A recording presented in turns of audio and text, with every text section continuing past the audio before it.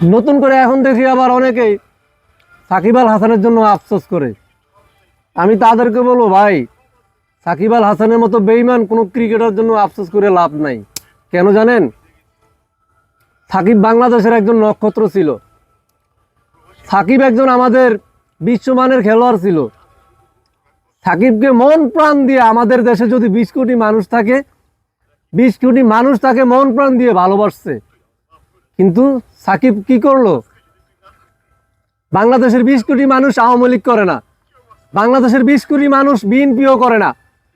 কোন দেশেই সব জনগণ একটা রাজনৈতিক দলকে ভালোবাসে না, কিন্তু একটা সবার ভালোবাসার একটা মানুষ কিভাবে একটা রাজনৈতিক দলে যোগ দেয়, কিভাবে বাকি মানুষগুলোকে কষ্ট দেয়, সে তো বাংলাদেশের জনগণের চিন্তা করে নাই।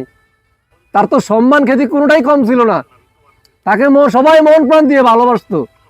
সে রাজনীতি ঢুকার কারণে বাংলাদেশের ক্রিকেটে অনেকটা প্রভাব পড়ে গেছে। আজকে আমরা বাংলাদেশে বিশ্বমানের একজন খেলোয়াড়, বাংলাদেশ ক্রিকেটের একজন নক্ষত্রকে আমরা হারাইছি একমাত্র রাজনীতির কারণে। কোনো খেলোয়াড়, আমার জানা মতে কোনো খেলোয়াড় রানিং খেলা অবস্থায় কোনো রাজনীতিতে যোগ দেওয়া ঠিক না। কারণ আমরা সাধারণ মানুষ নিঃস্বার্থভাবে বাংলাদেশ ক্রিকেটকে ভালোবাসি, কিন্তু সেই রাজনীতিতে যোগ দেওয়ার কারণে আমরা তাকে হারিয়ে ফেলছি।